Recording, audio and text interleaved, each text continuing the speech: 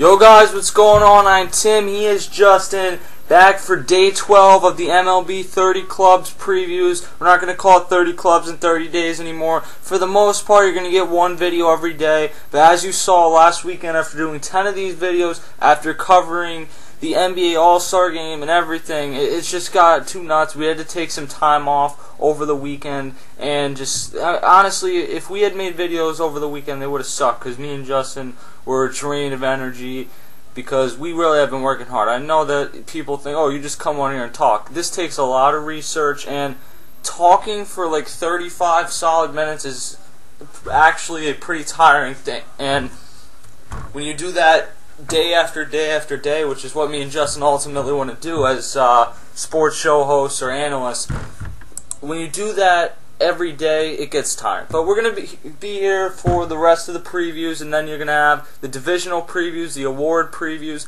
and we're even thinking about doing a special where we preview like the top 5 first basemen and things like that. The NBA coverage will continue to come. So let's get into the New York Mets. Last season they were 77 and 85. Terry Collins comes in for his second year as a manager. Justin, off-season, who did they get and who left?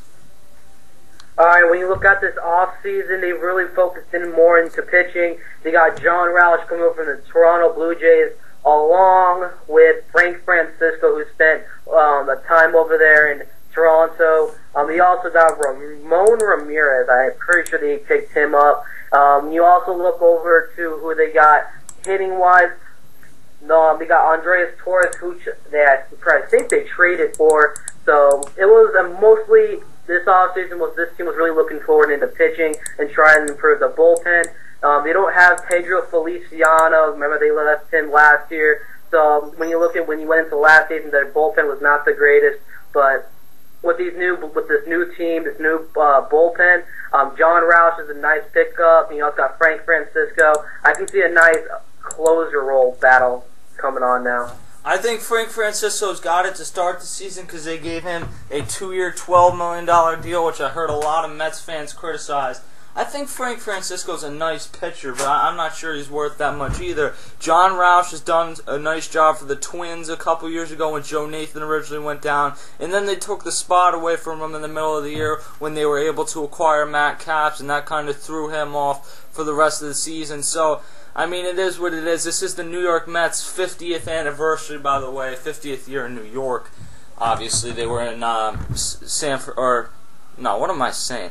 I was thinking the Giants, who used to be in New York, but forget that I even said that. They also, of course, lost Jose Reyes to divisional rival, the Miami Marlins. That is a huge loss, and there have been some rumors about David Wright potentially getting traded. David Wright is in the last year of his contract potentially, and the Mets hold a $16 million option for him for 2013. Let's start with the catcher. You have Josh Tolley coming in at catcher. Last season in 114 games, he hit .268 with 3 home runs and 40 RBIs. He's a decent fielder, doesn't blow you away on either side of the ball. I like Josh Tolley. I think he would be a really solid backup catcher, but as a starter, I don't have a ton of confidence in him. I don't have me neither, man. He will give you that average. He's your average type of catcher. For 3 home runs, 40 RBIs last season, 114 games. That's really much you're going to be seeing out of Josh Tolley for years to come. Yeah, I mean, he'll get some more games. Maybe he'll hit 7 or 8 home runs this year, although it's tough to count on that in Citi Field. They did move the left field wall in a little bit, but ultimately that place, it's the Grand Canyon, and I never understood why the Mets tore down Shea Stadium. I thought it was a really nice stadium. It never really made sense to me why they tore that down. Backing him up at catcher then, oh, my bad. Backing him up at catcher, you have Mike Nikias, who last season with the Mets in 21 games hit .246 with 1 home run and 6 RBIs. Ultimately, he's like 28 years old, so I don't see him as much of a catcher of the future either.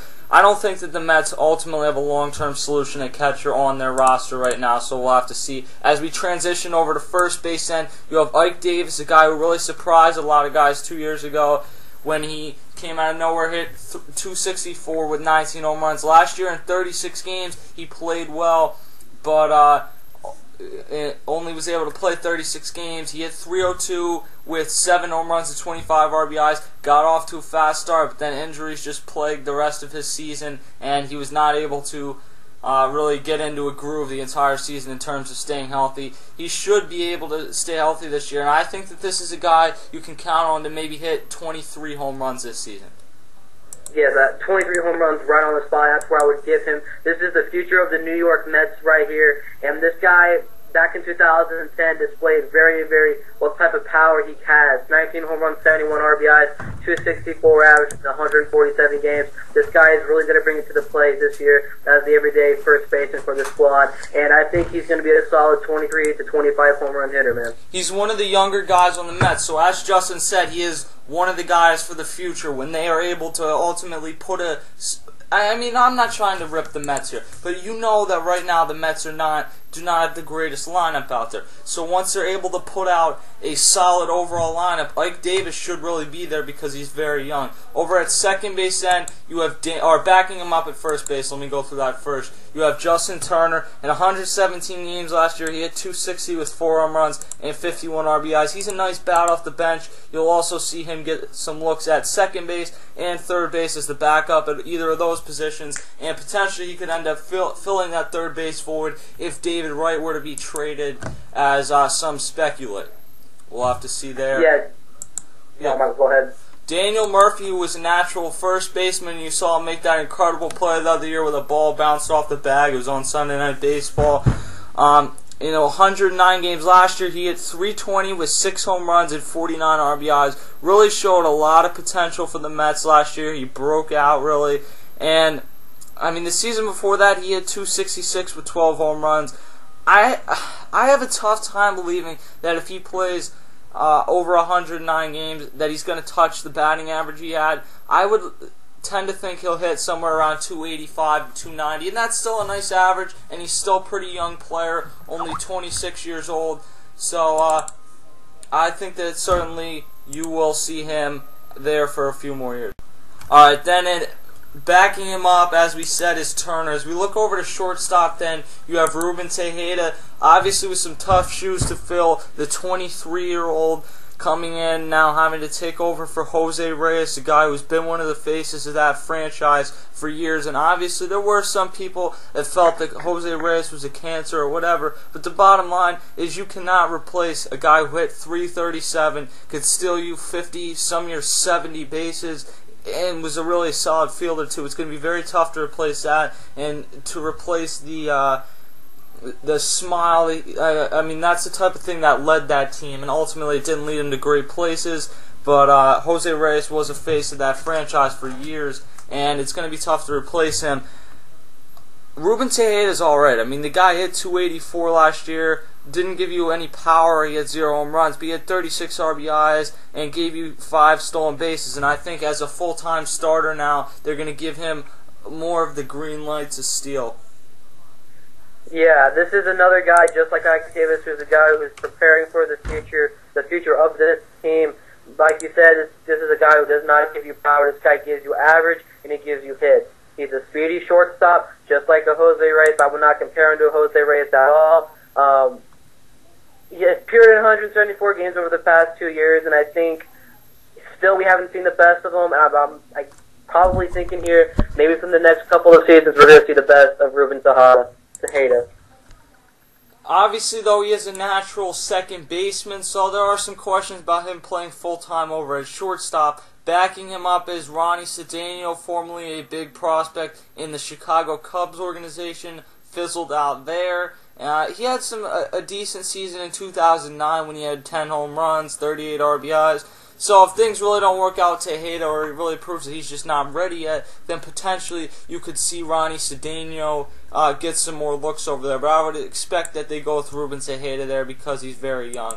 Backing him up then at short, or as we look over to third base, you have the face of the team, David Wright, a guy who, before they moved into Citi Field, was a guy that everyone viewed as one of the best players in the game. And I remember going to a Phillies game last year when they played the Mets, and they said, you know, he's like Chase Utley. He's that guy that these people sitting behind us who were idiots, by the way, but they said he's that guy that anyone would love to have on your team. He's that guy that even if you don't like the other team, you have great respect for him. You know, the way that Sixers fans did for Larry Bird, and you know how it goes, like rivalry type thing, but there's always one guy on a team that you kind of look at and say, man, I would love to have him on that team. I think everyone still feels that way about David Wright, but last year he had an injury-plagued season, 254 with 14 home runs. This was a guy whose average has also dropped since they moved to Citi Field. He was a guy who was hitting 325, 302, 311 in Shea Stadium, and then hitting 30 home runs, and he had 29 2 years ago, but ultimately the power numbers have just not been there.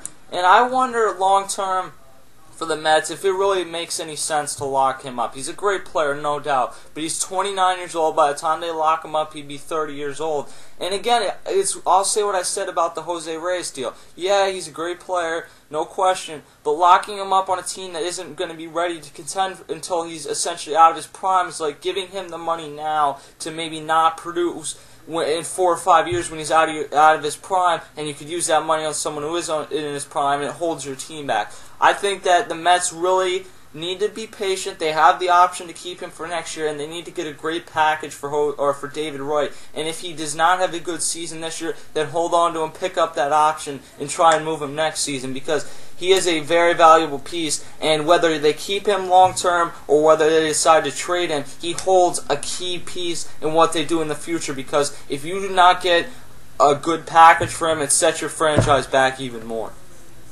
Now, you pretty much covered the basics of David Wright, but I really want to ask you this question. I do have this some feeling that I think David Wright is a good fit for the Chicago White Sox if this team does decide to, let's ship him off, see if we can get a nice package in return. But I want to hear, who do you think could be a nice suit for David Wright if this team does decide to trade him?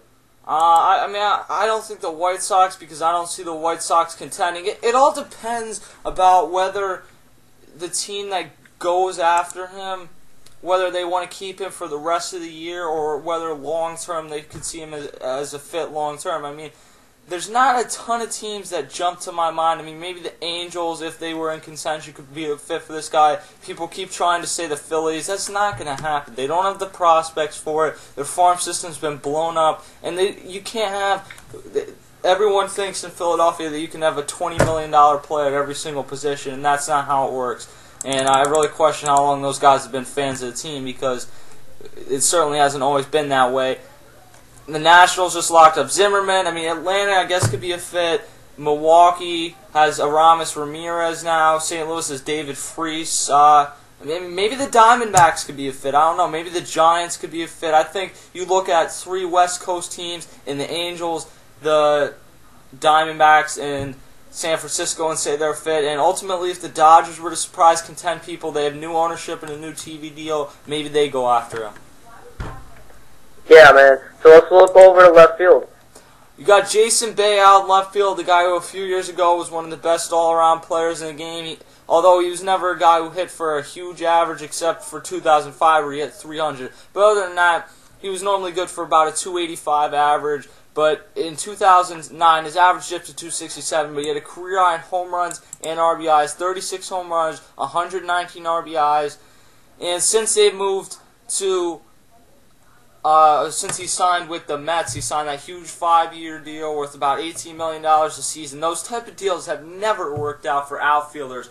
I mean, Matt Holliday, it hasn't really necessarily worked out for because he's had trouble staying healthy. Jason Worth, it hasn't really worked out for so far. And Jason Bay's been the worst out of all 3.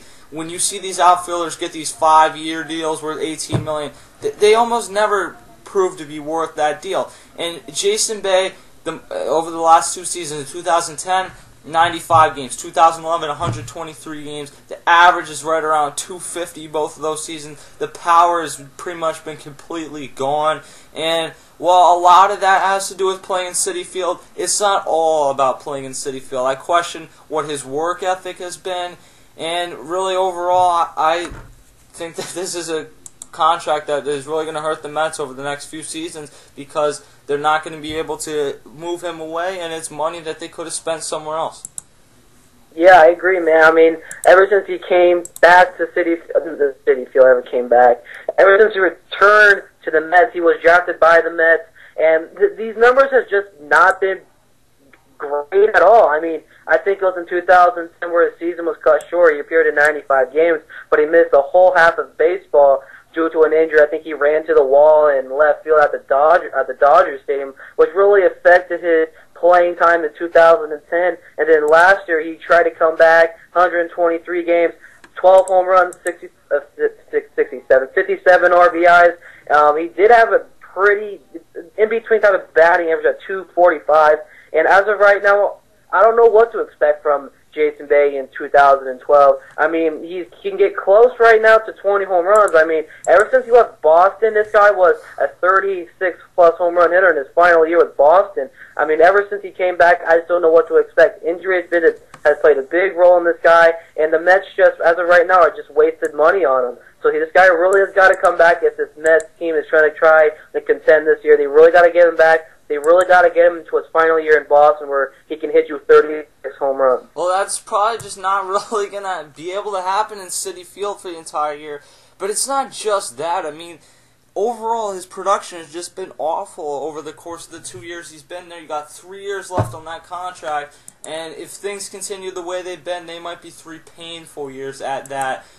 Scott Hairston will be the backup in left field and also will be the starter in right field, so we'll get to him more over when we get to right field. Andres Torres, who was acquired from the San Francisco Giants, really only had one good season in his career in 2010, the year the Giants won the World Series. He came out of nowhere, had a really nice season, set the table as a nice leadoff hitter for a lot of the year, kind of faded down the stretch, had some decent games in the playoffs. That year, he had 268 with 16 home runs and 63 RBIs. Last year, went back down to 221, 4 home runs and 19 RBIs.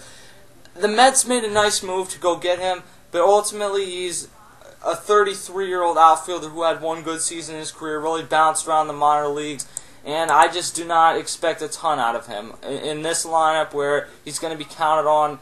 Well, I mean, I guess maybe even less than he was in the Giants lineup, which isn't very good, but I just don't see a ton on Andres Torres. And then if you look over to Scott Harrison, a guy whose career was looking up a few years ago, and then he's faced some injuries last year in 79 games. He hit only 235, 7 home runs, and 24 RBIs. If they can get him to the point where in San Diego, in only 112 games then, he was hitting you 17 home runs, giving you about 60 RBIs, hits about 260.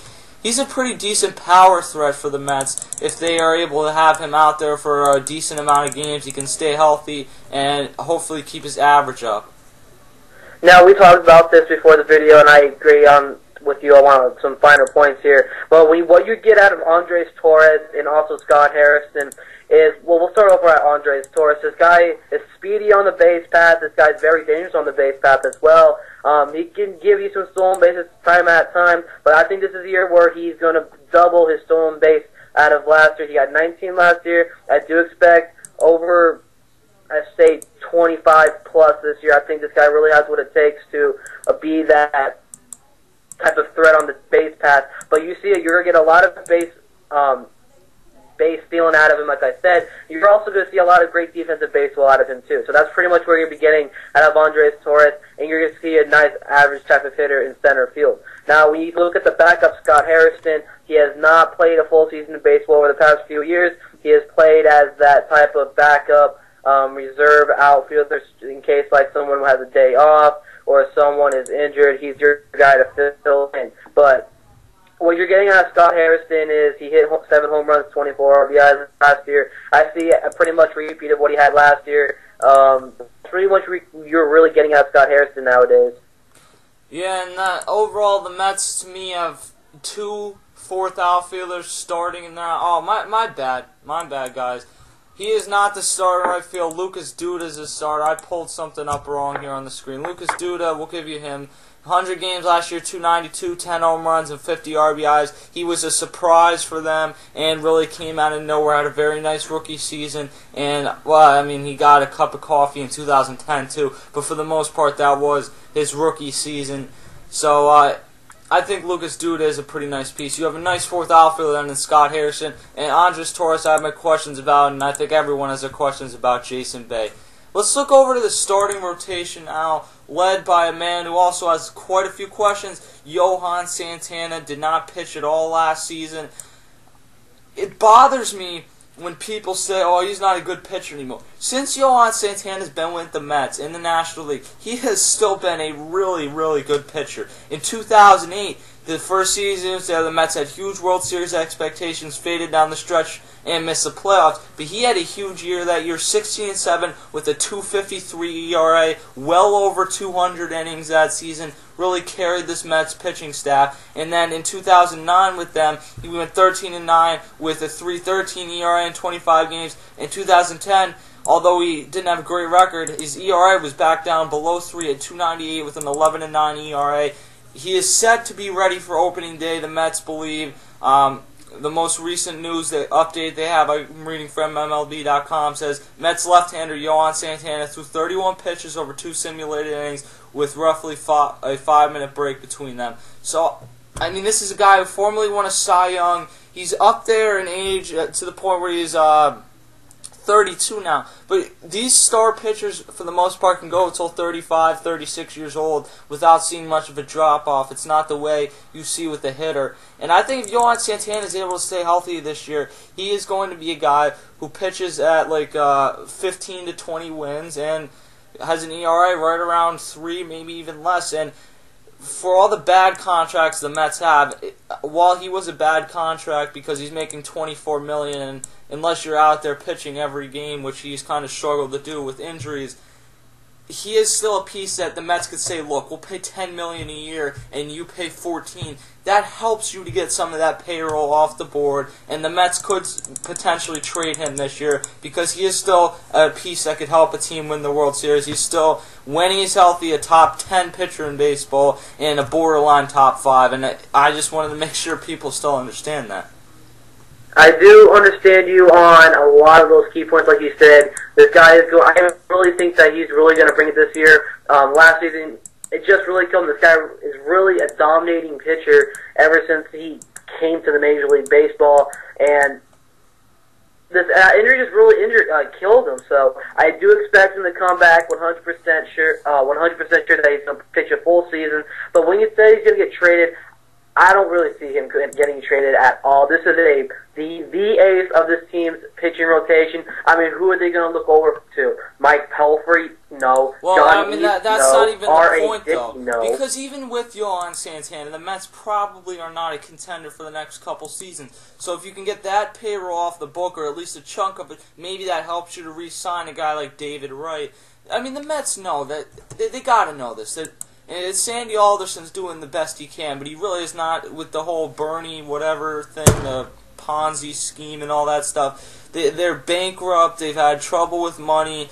I think that he could be traded. I'm looking at the Boston Red Sox, a team who, if they do not end up getting Royals, well, which it doesn't look like they're going to, he could be a piece that fits there. The Tigers are capped out, but he would have made sense there. Texas could be a team that gets interested, especially if Yu Darvish does not work out as well as people expect. Atlanta could be a team that gets interested because while they have nice pitching depth, they could maybe trade a few pieces. I think that they'd be willing to move on from Jair Jurgens, who was a very good pitcher, to do that. I don't know if they would do that, but it could make sense. I mean, the Marlins, he's a piece that fits with a lot of teams in the MLB, and it's Arizona if Ian Kennedy, Daniel Hudson, Trevor Cahill, one of them doesn't work out. So I think that he is a piece that could get traded. I'm not saying he will, but it could potentially happen. Agree, man. But Johan Santana, this guy, coming into the season, I really do have a lot of expectations for him, and I saw him a lot on MLB Network. They do a lot of coverage over him because this is a guy who is very valuable to this Mets team, and this is just the guy for this team right now. He really needs to stay healthy, and he has to come out and play baseball if this team is really looking for a playoff push. Backing him up. At the number 2 spot, you have Mike Pelfrey, a guy who another one of these guys on the Mets who looked like he was going to have a bright career a few years ago. He's really been inconsistent for the most part. 2008, 13-11, 3.72 ERA, 2 complete games. That's a nice season. 2009, 10-12, 5.03 ERA. That's a horrible season. 2010, 15-9, 3.66 ERA. 2011, 7-13, 4.74 ERA. This should be a park that pitchers have great success in, and for whatever reason, Mike Pelfrey has not been too hot since they moved into Citi Field, except for 2010. And he's a piece that they really need to get working again if they're going to contend this season. Yeah, he had a complete down season from 2010, from a 15-9 record to a 7-13 record. I think if the run support is really gonna help this team with their pitch. I think Mike Pelfrey does have what it takes to have a complete turnaround season from last year. If they can get a full year out of David Wright, and they can get Ike Davis to bring that power, and they can get that average hitting from Andres Torres, Duda, and Jason Bay, who can provide the power. But I think when you look into this season, I think the Mets are slacking in some areas. I kind of see a 2009 version of Mike Pelfrey this year. I think he's going to have more losses than wins, so I'm thinking maybe about 11 wins with 12 or 13 losses.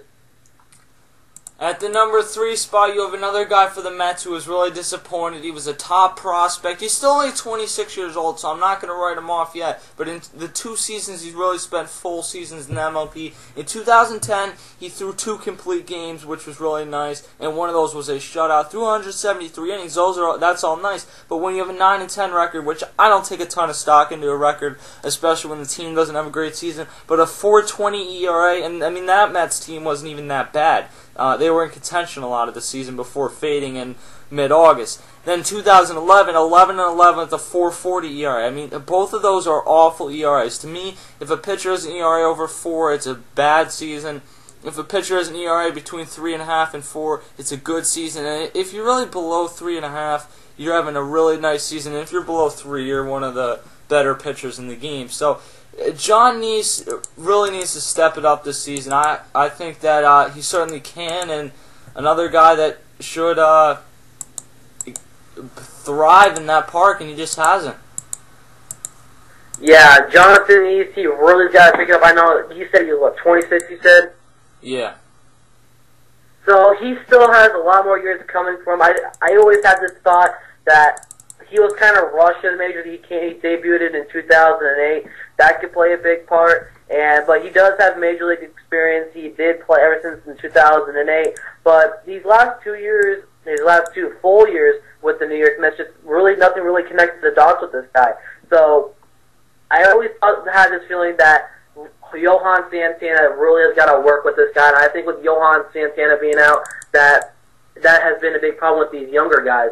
So Johan Santana does bring that veteran. He's really going to have to help out these young pitchers to get everything ready. And you also got to rely on the hitters to help out, back them up with a run support. They do have a really solid number 4 starter, though, with R.A. Dickey. Now that Tim Wakefield's out of the game, retiring a couple weeks ago now, R.A. Dickey and he makes weird faces when he pitches, but he's really gotten the job done since coming to the New York Mets. Maybe he has been one of the guys that's really thrived in the park, because 2010, after bouncing around Texas, Seattle, and Minnesota throughout the first 5 or 6 years, or 7 or 8 actually, in 2010 he really found it. 11-9, 284 ERA, 174 innings. A lot of people thought that it's just a one-time thing. He even threw 2 complete games.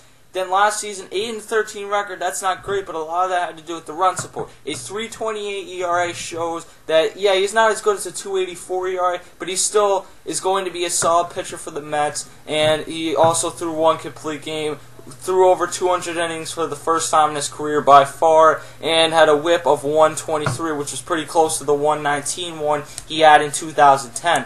So for me, R.A. Dickey's a solid number 4 starter. He's certainly not a young guy, almost, he's like 36, I think, but he has really found himself with the Mets. Yeah, I think he also started pretty hot up into, I think June, where the Mets just started coming downhill a little bit, but he is a solid number 4, 8-13 with a 3.28 ERA last year, and I think he's going to He's going to improve a little bit in some areas, but I do see a solid 10 wins out of him with about 11 losses. So I think he's pretty much of a retake of 2010. He had 11 wins and 9 losses. I do see a little improvement in some areas with R.A. Dickey. He is a knuckleballer, so that's the only pretty much known knuckleballer in baseball as of right now, ever since Wakefield left. And then at the number 5 spot, you have Dylan G, a guy who I think his season last year was nice. He got off to a real hot start, but then people overrated it because he did have some nice numbers, like 13-6 is a nice record. Don't get me wrong. 160 innings for a 5th starter, that's nice. Even an opponent's average of 248, that's all nice. But when you have an ERA of 4.43, I have a real tough time saying that this is a great season. And Dylan G needs to improve on that number. People need to realize that the ERA shows more because R.A. Dickey by far had a better season with the 3.28 ERA, and the record was not there. But Dylan G had the record, and the overall performance was not there quite as much as R.A. Dickey. Yeah, Dylan G is a monster, 13-6 last year. But I think it also goes with the pitching mechanics with Dylan G. This guy really has got to improve, and I think it's going back to Johan. He's going to help out these young guys and get their stuff controlled. And this team, without guys like Pelfrey can improve in places, Jonathan Neese can improve in places, I think this team has a pretty solid pitching rotation. But you also have that number 6 guy who's trying to compete, Chris Schwidian or whatever his name is. I don't know why the Mets are trying to let him compete against guys like Dylan G, who last year, like I said, was 36. I just don't see this with him getting that opportunity out of it. It's pretty solid that he's going to be starting the season down in AAA. He was 0-2 last year with a 4.71 ERA. We were talking about Chris Schwidian here, but 21 innings. So I don't know why this team is really thinking about adding a 6-man to the pitching rotation, which would be stupid and totally out of the question. Well, I mean, no one adds a 6th man, but he is going to compete and push Dylan G. There's absolutely zero chance. Yeah, that's what I'm trying to say here. So I just don't really see this guy really getting a shot into this pitching rotation unless it's like a late call from like a couple weeks until the season is over in like September or something like that. Yeah, I think he might be the long relief type guy in the bullpen, although they already have a couple of those guys. He's either going to be a long reliever or he'll be in AAA, as you said. Let's look at their bullpen now. I'll give you their big 5 guys. You start with DJ Carrasco, was a pickup in the offseason that people had expectations for. In 42 games last season, after having a nice season in 2010 with the White Sox, he went 1-3 with a 6.02 ERA. A really disappointing season out of him. You look at Frank Francisco. Let me go to Ramon Ramirez next, and we will play some rapid fire after this.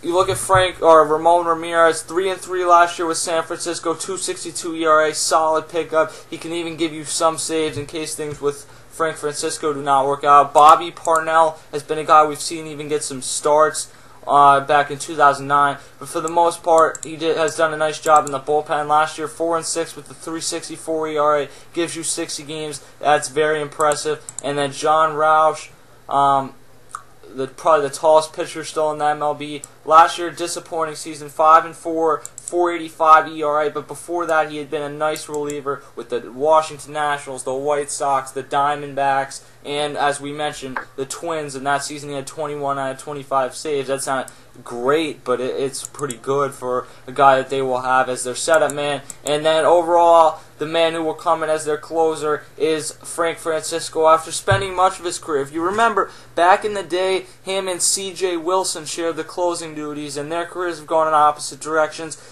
Francisco's career is kind of going in a weird direction with the Blue Jays and now the Mets, and C.J. Wilson got massively overpaid this offseason by the Angels.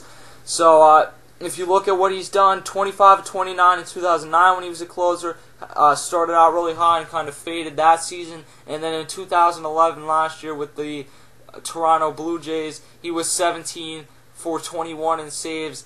I mean, he's a mediocre closer. That's really how I'm going to put it. He doesn't blow you away as a closer. Both him and John Roush have been with the Blue Jays, so we'll see what happens. Yeah, both of them know each other very well. I'm really impressed with what the New York Mets did this offseason, bringing in a big improvement in their bullpen.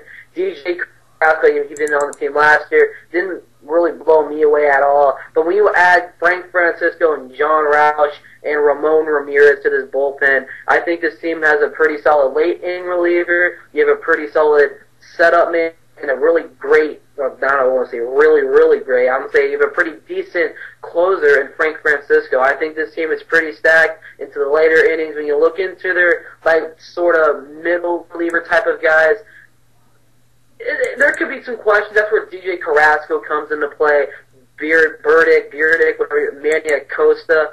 They're all right. I think they're coming your age, but this team, they really have their late inning guys stacked up. And when it comes to like the middle, this team could really improve at some places. That could also be where Schweden comes in, or if you pronounce his name like that, where Schweden can come in and really bring in that middle inning reliever, say like Pelfrey, Neeson, or Dickey, or G had those bad outings. That's where you can bring in Schweden.